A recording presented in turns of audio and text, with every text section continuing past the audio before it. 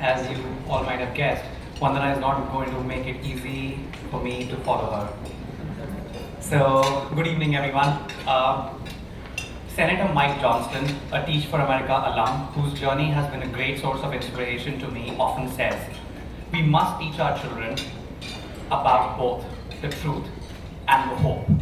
Because truth without hope is failure, and hope without truth is fantasy.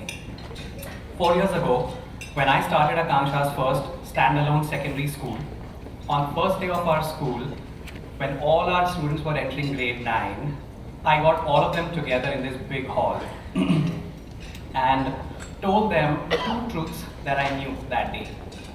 First, that all of you have a reading level less than grade 5. And second, if numbers are anything to go by, only 3 out of 73 of you will pass the all-important state level grade 10th board exam. However, we 80 of us present in the room have the opportunity to change that, not just for your batch, but for the whole city of Pune. That if each and every one of you in the next 2 years can prove that you can all go to college, then it will inspire a lot more such schools in the city. All that I got back in the return for that speech was just skeptic nodding. I want to specifically share about two students from that cohort. The first student being Namrata, who's perhaps the most eager student that I've ever come across in my life, and the second student whose name also happens to be Akanksha, who missed the first day of school that day, and pretty much about 40% in the coming 2 years. She was the hardest one to teach in that cohort.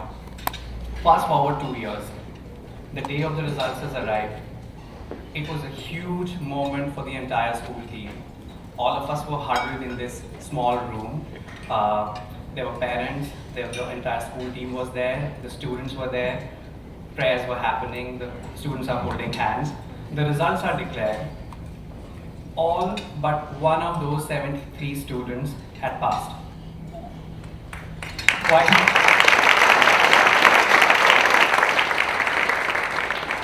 While most of us were actually hugging each other, cheering with joy and congratulating each other, I've noticed Namrata in one corner of the room hugging a teary-eyed Akanksha, who was the only one who hadn't made it.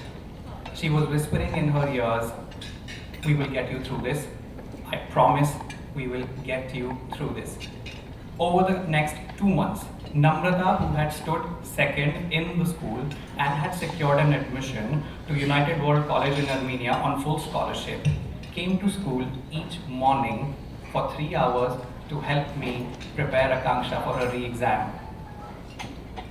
It was math, it wasn't easy. On the morning of the exam, I asked Akanksha nervously, do you think you'll be able to manage? She said, I don't know, but what I'm sure about is if I don't manage this time, I surely will pass the next time. At this moment, Akanksha is graduating from grade 12 and aspiring to become an English teacher in one of our Akanksha schools. I know it's a bit confusing about Akanksha. And Namrata is in fact on her way to St. Olaf in Minnesota on full scholarship, one of the first Akanksha alumni in 25 years to do so.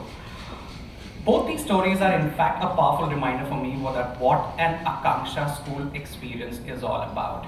It is not just about teaching excellence to Namratas, but it is about teaching resilience to our Akankshas. A friend of mine from Teach for India,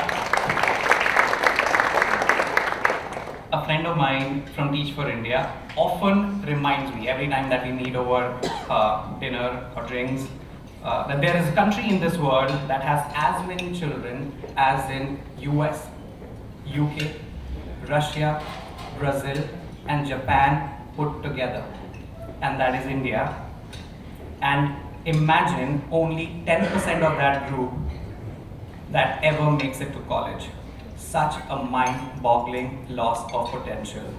During our last 25 years of journey of Akanksha, of running over 60 after-school centers and 20 schools, we have always believed in deep impact. We've always believed in what works for one child, can we scale it up?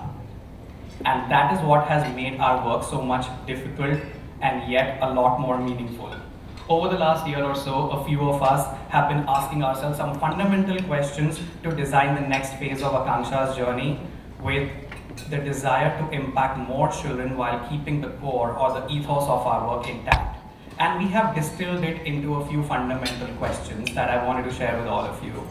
How do we create a transformative schooling experience in all of our current schools, not just for some children, but for all 6,500 children?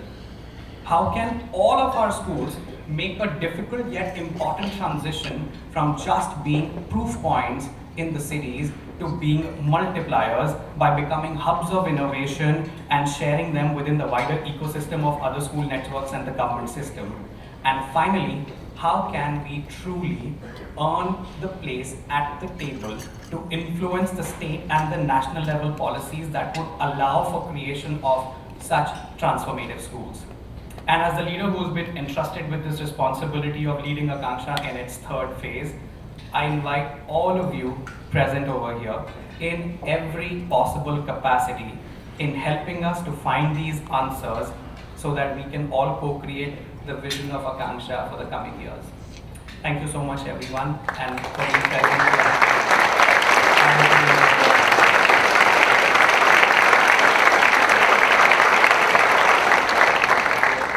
And I feel extremely proud and honored to now invite our star alumni, Runal, who is currently studying in her first year at United World College, Singapore, on full scholarship. She was a student of Akanksha's first school that started 10 years ago. I guess some of you had an opportunity to meet the school leader, Shalini Sachdev, last year, who's still the school principal of that school. And Runal is a testament to what is possible for each of our 6,500 students. Runal.